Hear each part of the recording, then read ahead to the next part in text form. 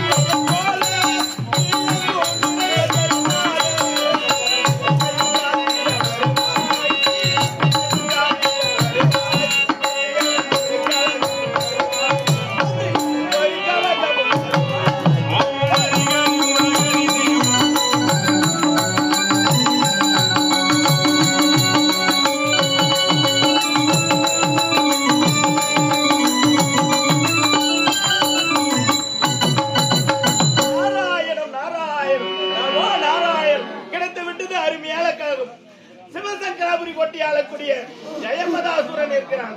அங்கு சென்றால் எப்படியும் கழகத்திற்கான வழி கிடைக்கும். இப்போதே செல்ல வேண்டும் சிவசங்கராபுரி கோட்டைக்கு. நாராயணன்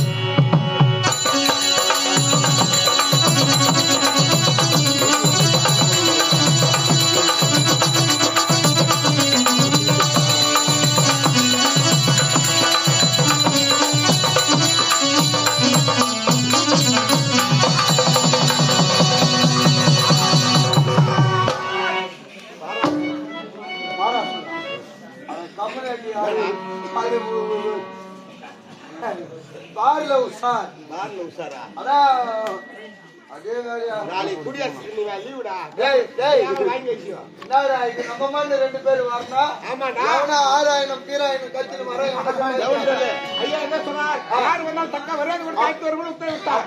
சீக்கிரம்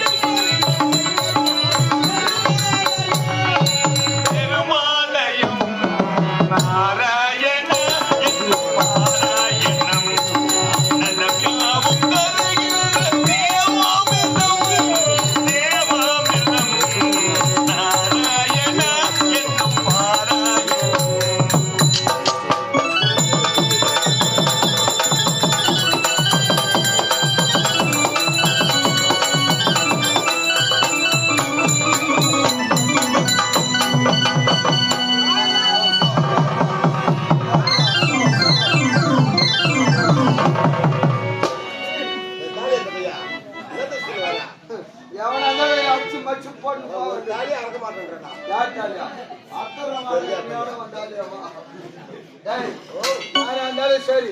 ஆமா எனக்கு உடம்பு ரொம்ப அடிச்சு போட்ட மாதிரி இருக்குது. யாரு உனக்கு? ஆமா, எல்லாம் ரேஷன் கார்டு என்ன பேர்ல மாதிரி உனக்கு என்ன அடிச்சு போட்டாங்க? அப்படியே மூத்தனா படுத்துற மாதிரி இருக்கிறேன். அதனால நான் கொஞ்ச நேரம் படுக்கிறேன். எவனாச்சும் வந்தா எழுப்பு. சரி படு. சரிதான்.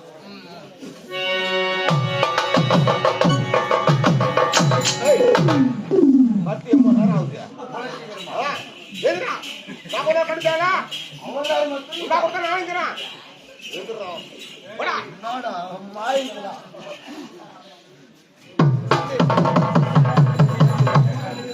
நோ வந்து போது ஏத்து.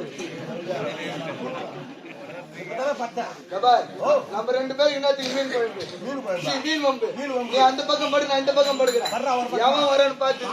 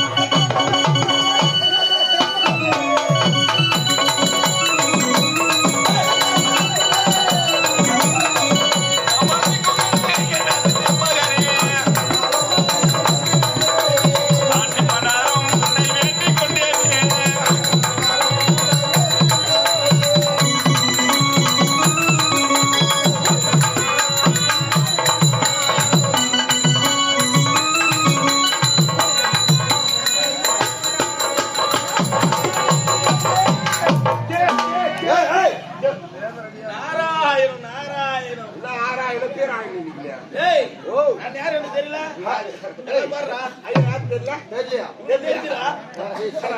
தெரியும் கையா தெரியலையா? எங்க ஏரி வேலைக்கு போய் சீமாட் ஆகுவார் அப்படியே வந்துடும் நாராயண், நாராயண். ஐயா, உங்க பேர் என்னது? ஏய், ஏன் தெரியுமா?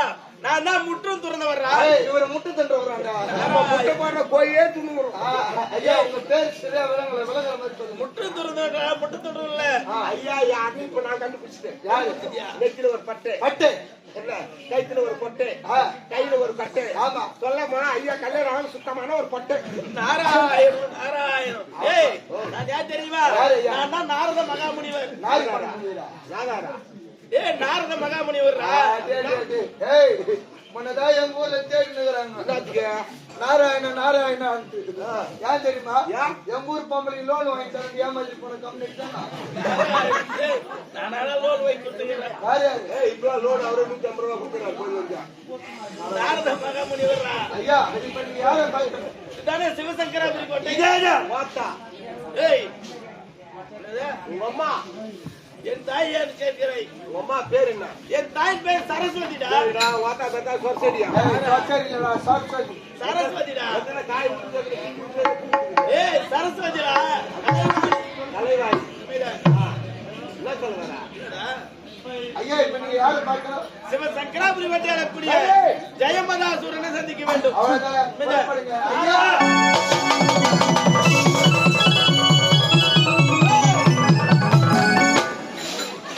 எடுக்கிற வேலை வச்சு உட்காரு, உட்காரு. சூத்திரம் உட்காரு. முடிக்கின்றது ஆமா ஐயா. ஆகையால் யாராவது முக்கிய பெரியார் வந்தால் ஐயோ,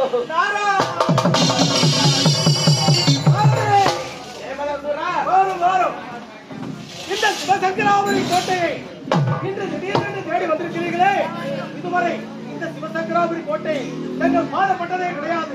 இன்று திடீரென்று வருகின்றீர்களே, என்ன காரணம் தெரிந்து கொள்ளலாமா? ஜெயமதாசுரம், ஏய். எதற்காக உன்னை காண வந்தேன் தெரியுமா? எதற்காக? காண வேண்டும் என்று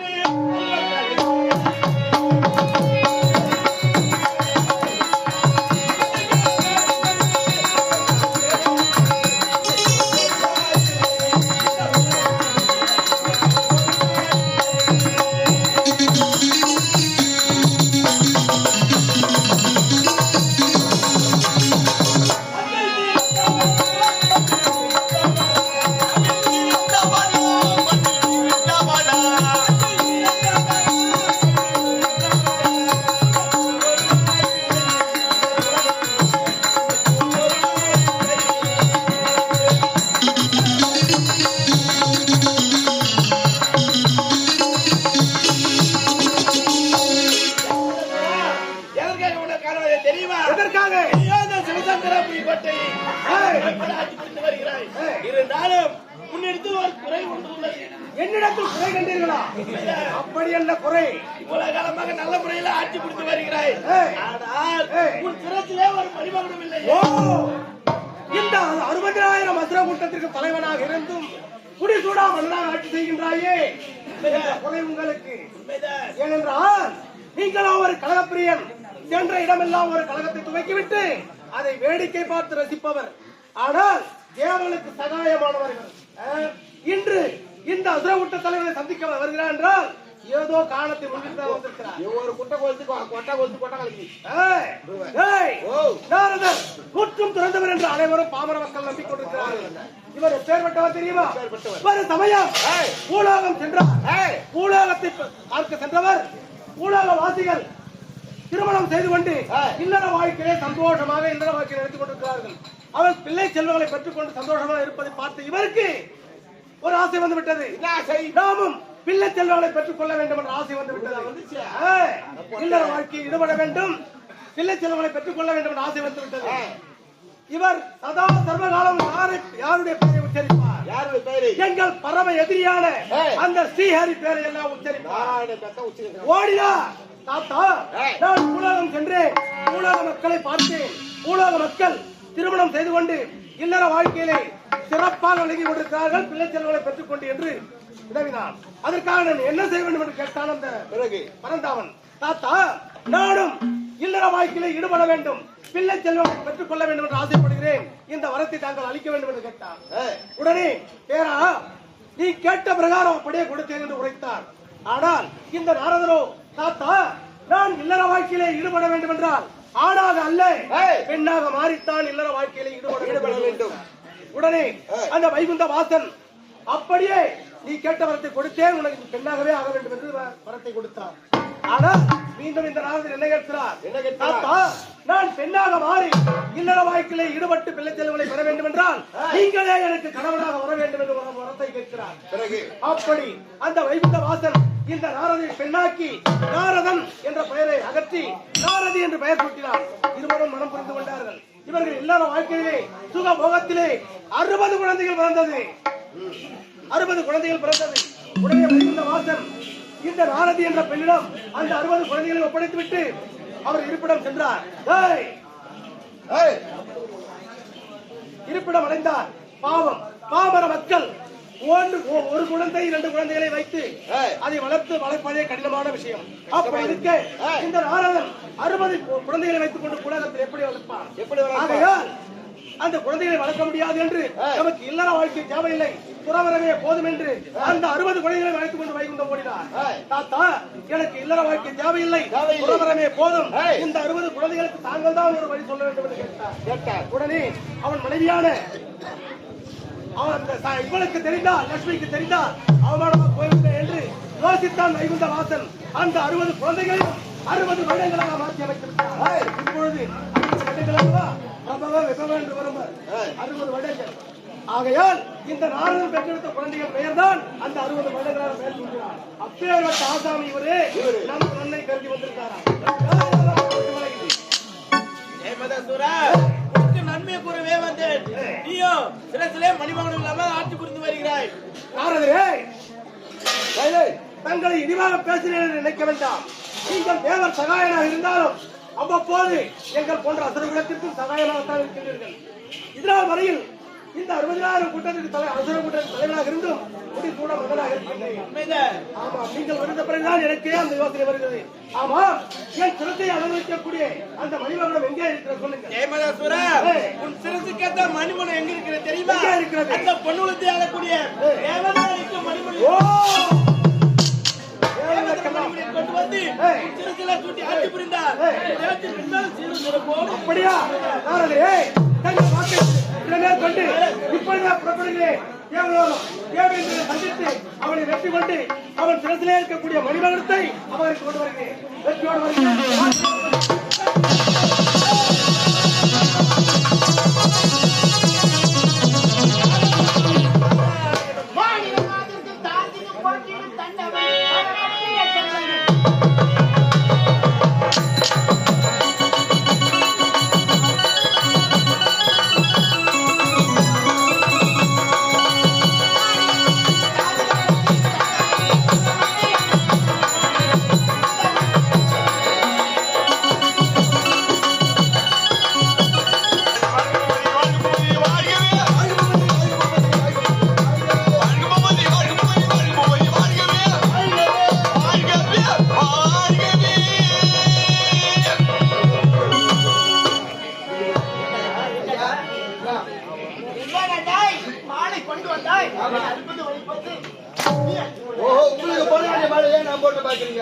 இப்பதான் எல்லா இடத்துலயும் பாம்பு வச்சுறாங்களே, பாம்பு வச்சுட்டாங்கன்னா பரிசோதனை பண்ணி பார்த்து உங்களுக்கு போடலாம். ஐயா